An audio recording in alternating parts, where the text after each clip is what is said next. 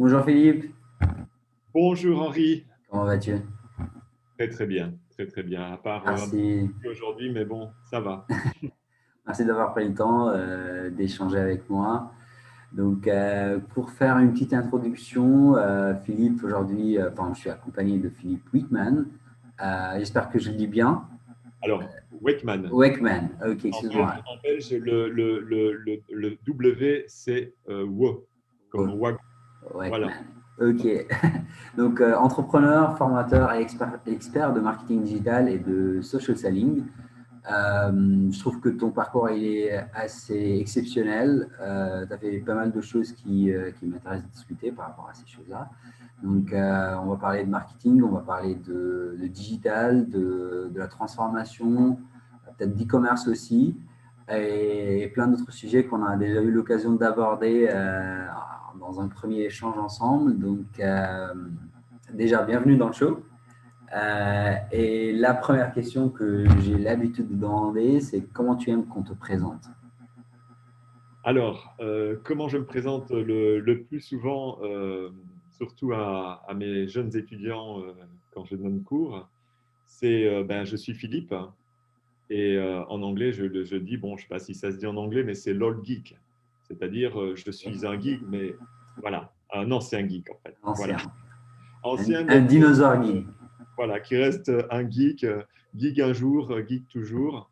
Et bon, c'est un mot qu'on a découvert dans les années 2000 et bon, j'aimais bien. Voilà, j'aimais bien. C'est vrai que les technos, l'innovation, je suis un hyper passionné de tout ça. Ok. Donc, entrepreneur, oui, ma première entreprise en tant que consultant, déjà à l'époque, hein, c'était en mode libéral.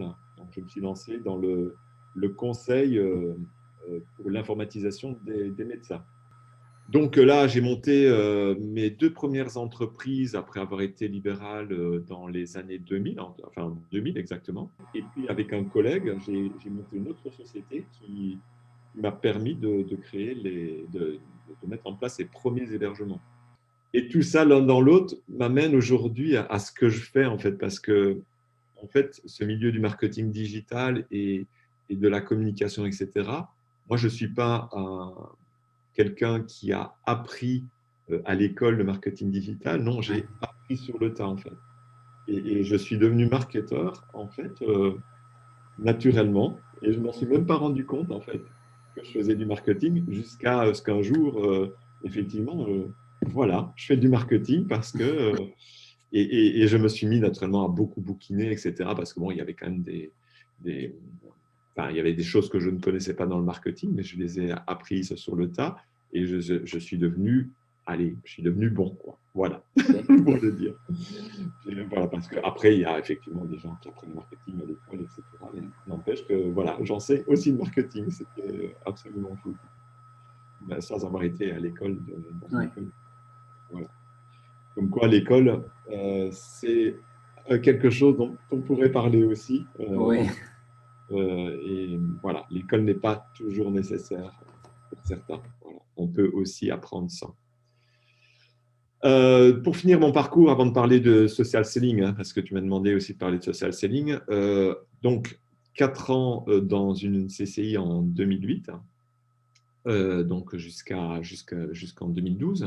Oui, donc dans cette CCI, j'ai monté pas mal de choses et c'est là qui a été le déclic des réseaux sociaux pour moi dans les années donc 2006-2007.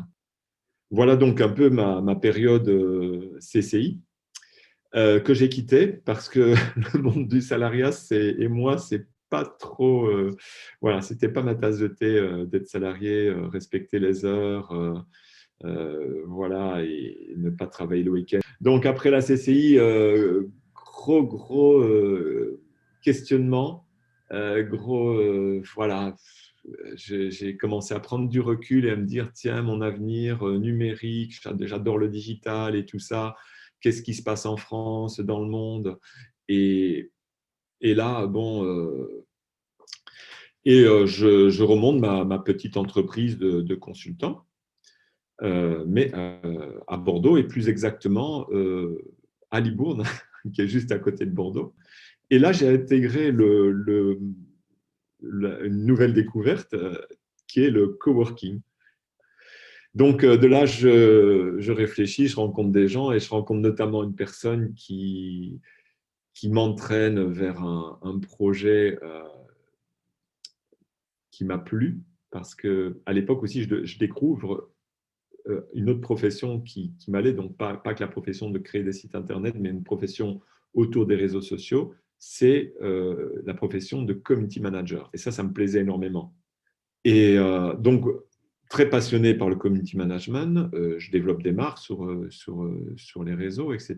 Et je rencontre une personne, une dame d'une trentaine d'années, qui me dit moi, je voudrais créer une agence de community management. Ah, je dis génial, parce que c'est vrai que le community management a le vent en poupe, etc. Donc, de ça est partie Si Belle Image, qui a été créée donc, par cette dame et auquel je me suis associé. Donc, on était associés. Et cette agence avait donc l'intitulé Agence multiculturelle de community manager à temps partagé. Donc, on vendait de la presta à des entreprises. On a en combien, là, 2018, gros clash dans ma vie d'entrepreneur. J'ai ma collègue et associée, formidable associée, qui avait monté cette boîte avec moi, Si Belle Image, qui me fait un burn-out. Voilà, parce qu'un burn-out, et ça, on en a parlé, Henri, ça arrive à tout le monde. Que tu aies 20, 30, 40, 50, 60 ans, ça arrive. Ça arrive. Je l'ai vu de mes propres yeux, et effectivement, c'est quelque chose de très grave. Tu arrives à un moment où tu gères énormément de dossiers, où il y a énormément de flux d'argent voilà, pour quelqu'un de jeune, voilà, et tu peux craquer. Tu peux craquer. Voilà, ça arrive. Ça arrive. Donc là, j'arrête tout parce que je ne tiens pas à continuer sans cette personne, parce que voilà, la société, c'était elle et moi, c'était pas moi tout seul. J'aurais pu effectivement trouver quelqu'un d'autre, etc.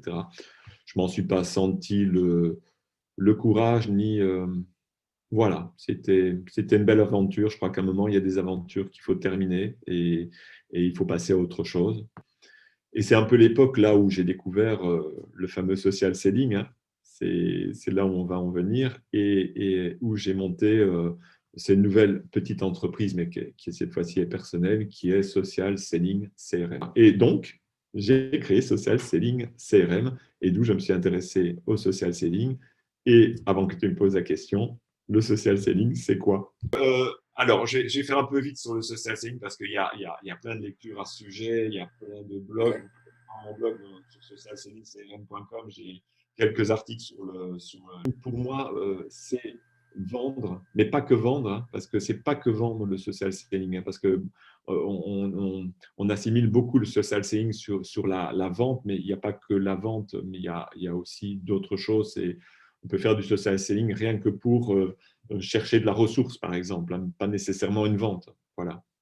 Euh, donc, c'est dans la vente, pour un commercial, le social selling, c'est vendre sans devoir mettre le pied dans la porte.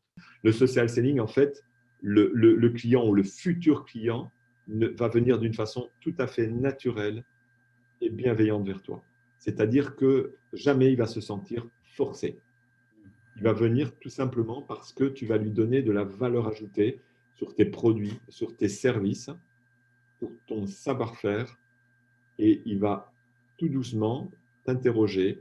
Va s'instaurer un climat de confiance, des échanges, pas commerciaux, des échanges de messages qui sont tout simplement pas des messages de vente. Il y en a qui le font, hein, sur les réseaux sociaux, qui vendent à l'arrache aussi, mais ce n'est pas la bonne technique. La bonne technique, c'est de prendre contact dans un premier temps, d'échanger et surtout de donner, donner, donner. Alors, tu me demandes la différence entre le social selling et le marketing digital. En fait, le social selling fait partie du marketing digital. En fait, hein. C'est une des techniques où voilà, c'est une des choses du marketing digital, comme l'est le community management ou autre, tu vois. Ok. Par contre, il n'y a pas de social selling, par exemple, sans stratégie digitale, tu vois. Le community manager, pour moi, a une fonction essentielle dans l'entreprise et une fonction aux premières lignes, quoi.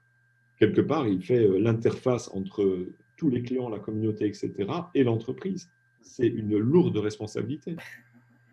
Et sinon, tu te spécialises aussi dans l'e-commerce, donc dans le Oui. marketing de l'e-commerce. Et j'ai lu quelques-uns de tes articles concernant cette évolution, enfin l'évolution du commerce classique vers l'e-commerce. Et ça m'intéresse de comprendre ton point de vue et quel sera le futur dans ce domaine et est-ce qu'on perdra l'expérience physique un jour, quoi. Alors, là, la réponse que je vais te donner est assez simple. Oui, donc je fais des sites e-commerce depuis très longtemps. Donc, tout le monde peut se mettre à l'e-commerce.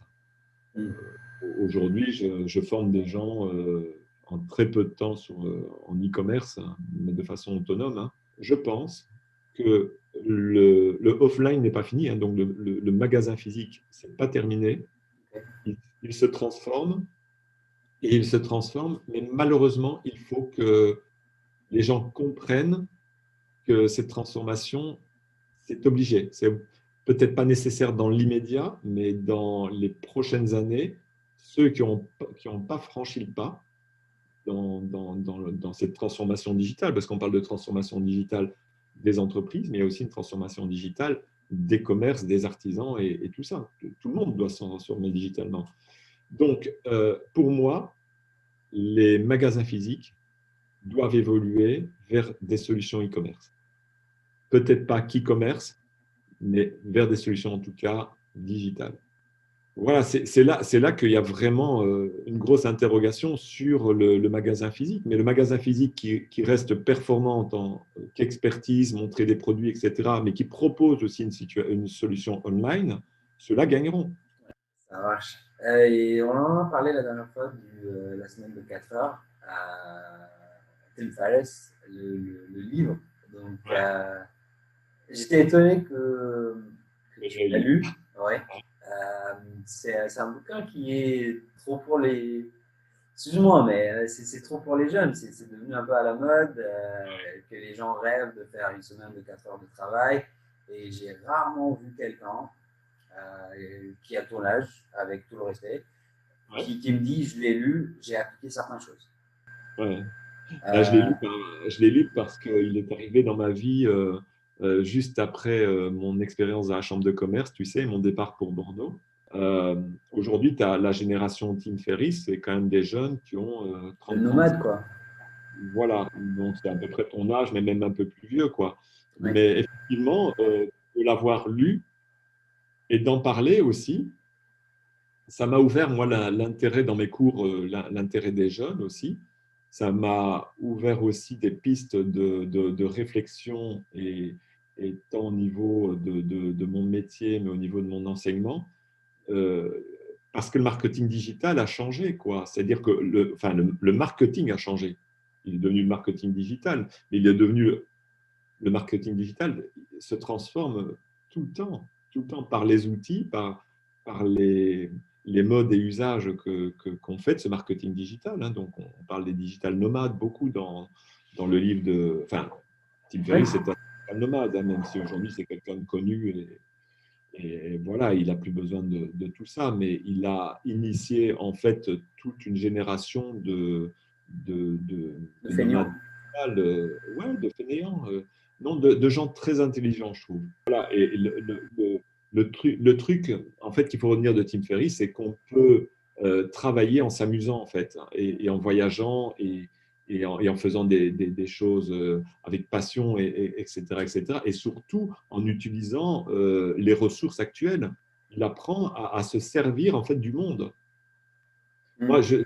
un de mes meilleurs copains là, jeune, hein, qui a ton âge, c'est Thomas Despins. J'aurais voulu parler de lui parce que je parle tout le temps de lui dans tous mes petites conférences ou autres, mes cours. Mais c'est quelqu'un qui a compris ça. Il a compris ça. Et aujourd'hui, il a, dans son parcours où il a parcouru le monde, etc., à vélo, voilà, à la rencontre des startups et compagnie. ce que Tim Ferriss peut-être explique d'une façon ou d'une autre dans son livre, et c'est peut-être ce que j'ai appris, mais c'est toutes ces rencontres en fait. Hein. Des rencontres Bien sûr, bien où sûr. ça change, et même si tu travailles ensemble, tu partages la même passion, etc. C'est fabuleux, quoi. Donc, je voulais savoir si tu as des recommandations par rapport à des livres. Je sais que tu lis beaucoup, que ce soit en entrepreneuriat, en développement personnel, en marketing, autres que les deux qu'on a déjà cités, donc Dale Alors, Carnegie bon, je ne et vais Tim pas t'en Ferriss. citer 10, hein. Je vais te citer celui que je lis pour le moment, que je trouve inspirant, et notamment pour les jeunes. Euh, c'est donc le livre du docteur Laurent Alexandre, hein, que je t'ai dit, si tu arrives un jour Ouais, à, ouais. à l'interviewer, c'est même si le personnage, euh, bon, il y a des gens qui aiment, il y a des gens qui n'aiment pas le docteur Laurent Normal. Alexandre. Dans tous les On est cas, tous comme ça, non? il dit des choses hyper intéressantes et aussi très inspirantes. C'est quelqu'un qui doit avoir mon âge, mais qui a un fort passé dans le digital. Hein. C'est le créateur de Doctissimo. Et donc là, il vient d'écrire un dernier livre après son livre sur la mort après la mort, sur l'intelligence artificielle. Il a une vision voilà, qui est assez vulgarisée, donc fort accessible à tous sur tout ce qui se passe aujourd'hui. Et le dernier que je lis, c'est Jouissez et jeunesse. Il donne cet espoir incroyable aux jeunes, et il fait passer ce message que le monde ne va pas si mal que ça, quoi. Et même, il va pas mal du tout. Le seul conseil, je l'ai dit 50 fois, hein, c'est passionné. Soyez passionné. Soyez passionné parce que vous faites. Ne faites pas quelque chose qui ne vous passionne pas. Euh, et surtout, surtout, surtout, vivez vos rêves. Donc, le mot de la fin. Donc, j'espère déjà qu'ils sont arrivés au bout de cette vidéo. Je l'espère aussi. Ils ont eu le courage. Le mot de la fin, c'est souriez, soyez bienveillants, soyez optimistes et profitez de la vie chaque jour. Voilà. C'est pas que de moi, hein, c'est aussi de Steve. Hein. Voilà. Mais ça, c'est important. Voilà. Et je te remercie vraiment beaucoup, beaucoup.